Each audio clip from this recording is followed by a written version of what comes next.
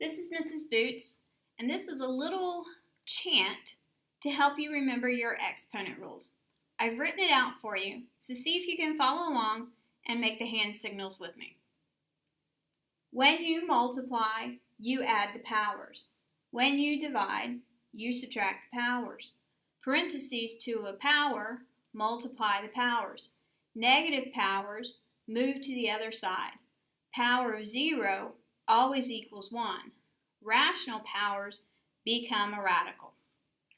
Now for dividing with exponents. When you divide, you subtract the powers. So in our table that has our summary, on the quotient line, I would write this in the property box. It's a representation of how you would work a simple division problem. You always take the top exponent and subtract the bottom exponent. Now, that would tell you what the sign is and where it belongs. For some students, that confuses them, so I will show you a different method. An example of this is that I have x to the 13th over x to the 6th. I'm going to take the 13, the top exponent, and subtract the bottom exponent. And 13 minus 6 gives me 7, so it's x to the 7th. Another way to explain this is tug of war, and I've used that before. So I have 13 people and 6 people. Who's going to win? Yeah, the team with 13. Assume they're all the same size, okay? The team with 13 is going to win because they have how many more people? 7. So I've subtracted to get the 7, and where is the x to the 13th? It's in the numerator, on top. So the x to the 7th is in the numerator, on top. So as you reduce, you can play tug of war, or you can just do simple subtraction. Either way, you end up doing the subtraction. Example 1. Remember, your coefficients are divided just like they always were. So I can reduce the 8 divided by the 2, same as always. And what is 8 divided by 2? 4. I know, it's crazy, right? Now my t's, tug of war. I have 1 on top, 2 on bottom. Who's going to win? The bottom, so put the t on the bottom. What's the exponent going to be? 2 minus 1? Okay, that's 1. That's easy. All right, now here's where people go crazy. Back in the old days, before they had calculators, they had things like an abacus and a slide rule and a pencil and a piece of paper, and you had to figure it out. And people came up with these rules to simplify things because they didn't want to take 8 to the 7th or to the 5th, all right? But notice the base is the same. This is the same as if I had x's, all right? It's the same as if you had x's. If I had x to the 7th over x to the 5th, what would you get? You would get x squared, right? Well, guess what? 8 to the 7th over 8 to the 5th gives me 8 squared. I take 7 and I subtract the 5. It's the exact same thing. 8 squared is what? 64. Now, if you're one of those crazy people who doesn't believe me, pick up your calculator and punch it in. You have 8 to the 7th. All right, and then you're going to divide that by 8 to the 5th power. Okay? So you have 8 to the 7th divided by 8 to the 5th. Watch it. Bam! 64. Check it out. Okay? So the calculator did the same thing. It reduced it first and then figured it out because it's lazy. It's not going to go through and calculate all those numbers for nothing. All right. Example 3. I have 2 fractions. I know, Miss Boots being mean. All right. So we got to subtract the exponents, right? So we do 3 minus 1 and 4 minus 3, right? Why not? Oh, yeah, the variables don't match. Okay, so if the variables don't match, can we subtract the exponents? No, we can't. I do see, however, on top we can add these 2 together, and on bottom we can add those 2 together, right? That's all I can do. So on the top, I've got m to what? Yep, 7. 3 plus 4 is 7. On the bottom, I still have the coefficient of 2, and 1 plus 3 is 4. Okay, I cannot take 7 minus 4 because variables don't match. I know, we're combining concepts. Gets a little bit more challenging. We can combine it all. I have a 4 outside parentheses. Parentheses to a power, we multiply the powers, okay? So I have to distribute this 4. Do I distribute it to the top? No! That 4 is not around the whole thing. It's only around the bottom. So the top stays the same. I still have my a squared and my b to the 9th on top. Now in the denominator, what are we going to have? Yep, we have a to the 4th and b to the 4th.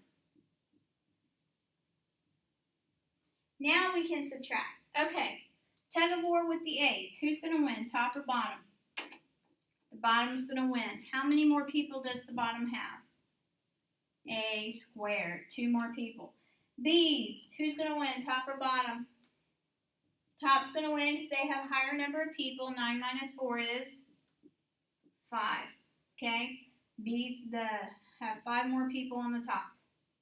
There's your answer. Works every time. All right. Number 5, example 5. Remember the coefficients, just like you always do. What can I divide it into 12 and 21? 3. Yep, we can divide a 3. Okay, so that would reduce to 4 over 7, right? Divide by 3, 12 divided by 3 is 4, 21 divided by 4 is 7. Okay, X's. Who's going to win tug of war, top or bottom? Yep, bottom's going to win. How many more people does the bottom team have? 1 more person, so I just put 1x. Okay, on my Y's, who's going to win, top or bottom? Top's going to win. How many more people does the top have? Top has 3 more people. Okay, so this is our answer. Can I do 3 minus 1? No, why not? Different variables. Number 6. Coefficients in front. 24 and 56. They're both divisible by 2. Is there a bigger number? They're both divisible by 4. There's actually one bigger than that. They're both divisible by 8. Okay, so 24 divided by 8 is what? 3. Okay, 56 divided by 8 is 7. Got this thing with 7s, don't we? All right, X's. I got 5 on top, 3 on the bottom. Who's going to win? The top's going to win because they have how many more people? 2. 5 minus 3 is 2. Okay, Y's. I have 1 on top. I have 7 on the bottom. Who's going to win? Bottom's going to win. So the Y goes on the bottom. How many more people does the bottom have? 7 minus 1 is 6. Okay? There you go. Example 7. Remember, if you have parentheses to a power, you're going to multiply the powers. Well, what does this have to do with quotients? Well, even if it's a fraction, if it's outside parentheses that have the fraction inside, everything in the fraction gets that power. So we would have 3 cubed over 4 cubed. It gets distributed to both the numerator and the denominator. 3 cubed is 27 and 4 cubed is 64. So it would be 27 over 64. Both perfect cubes. Okay? Let's look at number 8. It's outside the entire fraction. So everything in the fraction gets it. Top and bottom. Okay? So we would have a 2 cubed, the x. Now remember, parentheses to a power, what are we doing? We multiply the powers. 3 times 3 is 9. I have a y cubed and a z cubed. I still need to simplify. 2 cubed is 8. So it's 8x to the 9th divided by y cubed, z cubed. Now, some of you may wonder, when are we ever going to have x, y, and z? Well, in life, we live in a three-dimensional world. We're three-dimensional people, right? So I have a length, a width, and a height. That's an x, a y, and a z. Okay? We're going to do number 11. I know it's a little out of order, but it's the same type of problem. I have a fraction. Everything gets the exponent.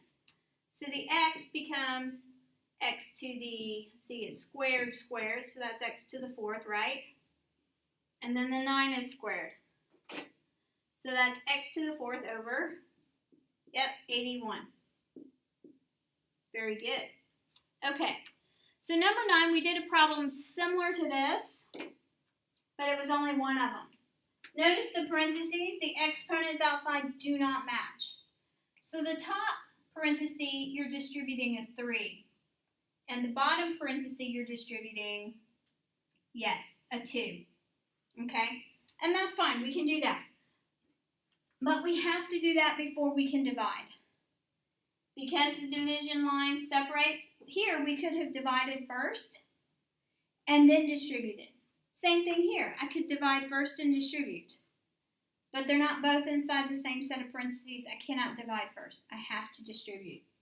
Okay, so with my u, I get what? U is 1 times 3 is 3. Okay, W is to the 6th power. And the denominator, 2 times 2 is 4. And W is squared. Now we can separate it. Now we can split it up. So I have my U's and I have my W's. All right, for my U's, who's going to win tug of war, top or bottom? Bottom's going to win. Has one more person. W, who's going to win, top or bottom? Top's going to win. 6 minus 2 is 4. Has 6 more people. Okay. Now we've got it simplified.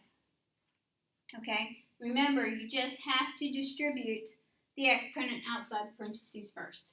Same thing applies on number 10. First fraction doesn't have an exponent. The second one does. I have to take care of that exponent.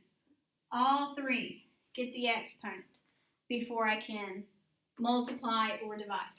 So let's look at this. First fraction stays the same. 3a divided by 4c. Easy enough. Second fraction, what would we have? 2 squared is 4. C would be squared.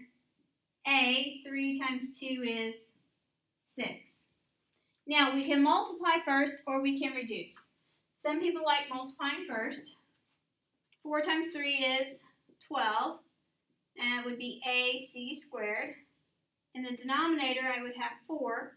Make sure you write it in alphabetical order so it's clear to see which ones are going to cancel out, which ones you need to reduce. If you don't write it in alphabetical order, sometimes you miss things. Now reduce the fraction. Okay, 12 divided by 4. What is it? Yeah, it's 3. Is the 3 going to live on the top or the bottom? It's going to live on the top because the 12 is on the top. Some people put it in the denominator just because they felt like it. Okay, A to the 1, A to the 6. Who's going to win tug of war? Bottom's going to win by how many? Yep, he's got 5 more people. C, I have C squared on top. C to the first on the bottom. Who's going to win? Top's going to win by how many? Just 1. So I got 3CA to the 5th. Okay, make sure you remember to distribute to everything inside the parentheses, top and bottom, all variables, all coefficients. And don't distribute to parentheses it's not around. And do your distributing before you can reduce.